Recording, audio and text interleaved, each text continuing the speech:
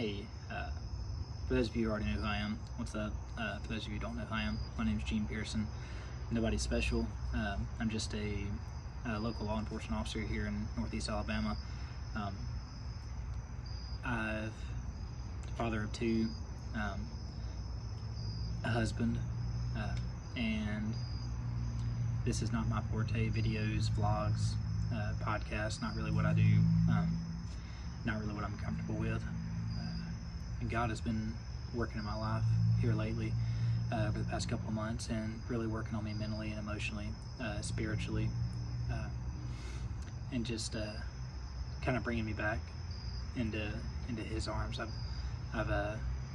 kind of been running from a calling in my life for the last 8+ years. I was a youth minister for a little while. I've been in and around ministry for over 20 years, and for the last 8 or so years I've been kind of running from a calling in my life, and today is the end of that. So this is the first. This is a vlog that I feel like I've been putting off for about a month or so because I'm not comfortable with it. And today of all days is the day that I decided that I'm no longer going to run from it, and if this is what God's plan is for me, then this is what I'm going to do. And I pray that He uses it for His glory and for His kingdom. The name of this vlog and podcast is going to be The Battle Line, and it comes from 1 Samuel 17:48. Whenever David's going up against Goliath, and Goliath approaches David, and David runs to the battle line to face Goliath. Today, it's been kind of a strange day for me. About 4:30 this morning, I spiked a fever and started feeling pretty rough, sick to my stomach, all that good stuff that comes with the beginning of the school year and having kids in school and bringing all kinds of things home.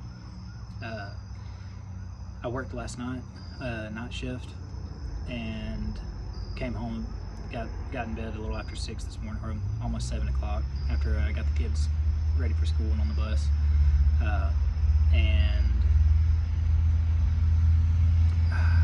I woke up a little after lunchtime today, saw the news where Charlie Kirk had been shot in one of his speaking engagements, and a short time after that, the news broke that he had passed away at a local hospital near the college campus that he was speaking at. That has wrecked me today.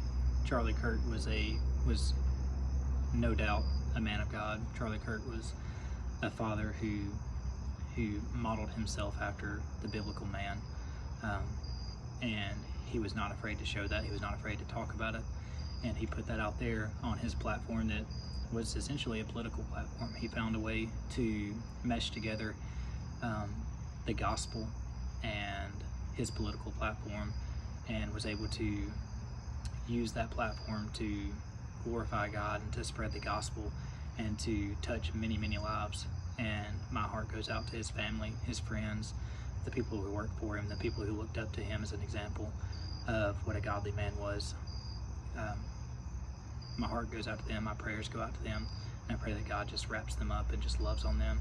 I pray encouragement and strength through these times of mourning and grief. I've never been a political person myself, but Charlie did a great job of meshing together the two different worlds of politics and the gospel, and he used his platform greatly for the purpose of the gospel. All of that kind of stacks into the story that's been heavy on my heart for the last couple of weeks. The story of David and Goliath, where I've read that story 1,000 times. I've heard it preached 1,000,000 times, probably more, in different platforms, different churches, different conferences, and this part has never stuck out to me. Never noticed it before. This has kind of hit me like a brick wall this week, and it's in 1 Samuel 17:48. Whenever David's already come in. He's come to the king's camp. They're preparing for battle against the Philistines, and he's come to bring food to his brothers.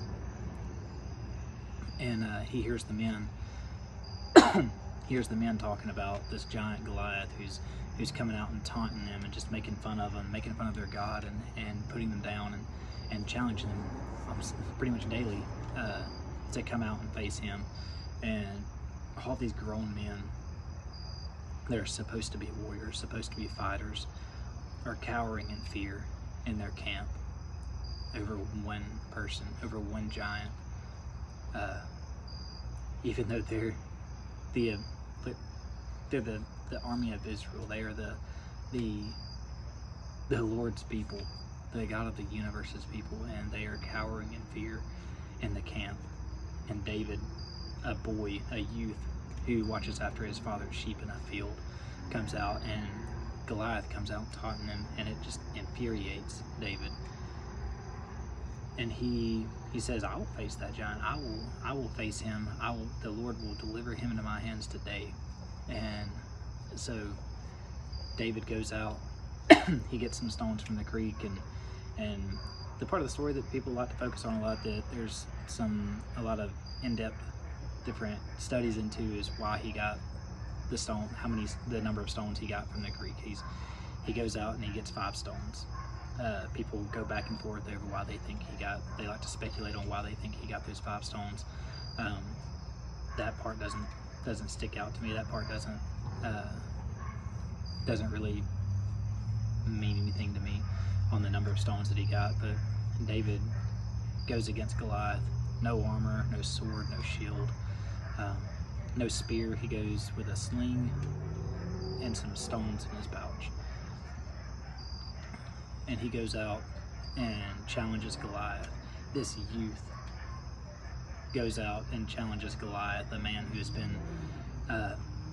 he's been a warrior his entire life, who's a giant of a man, over 9 foot tall, and just ordained in all kinds of heavy armor,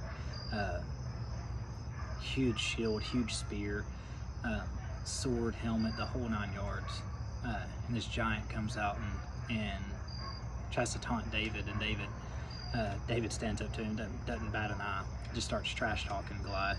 That part's not even the part that sticks out to me, really. That part is kind of funny to me, that there's a man of God out here trash talking people in the Bible, and I think it's great.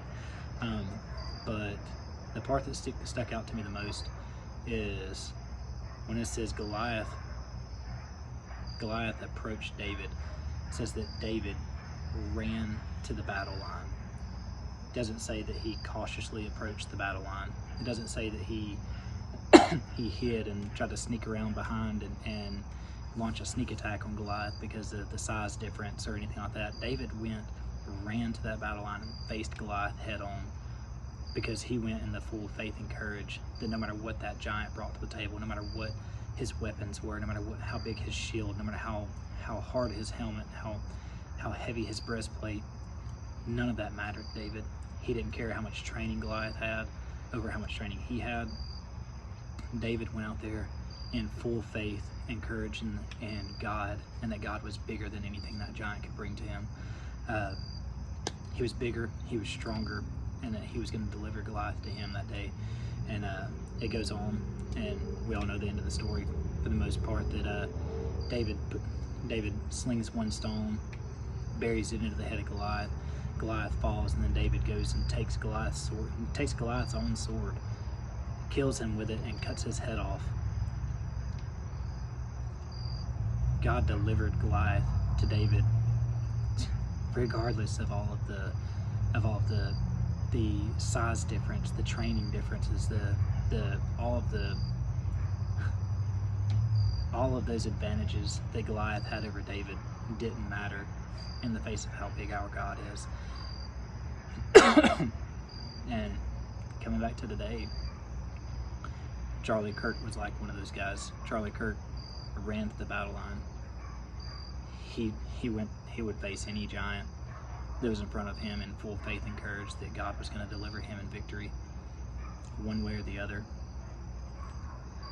And my question for all of you men out there today, all of you Christian men, all of you men who like to think of yourselves as godly fathers, as godly husbands, as men of God, What is your choice today? Because you have a choice. You have a choice today. You can cower in fear, or you can run to that battle line in full faith and courage that no matter what this world throws at you, no matter what Goliath you have standing before you, that your God is bigger, your God is stronger, because I guarantee you He is. He is an incredible God. He is ever faithful, and He has pulled me up out of a dark, miry pit that I never thought I would come out of. And I'm so thankful for that. But what is your choice?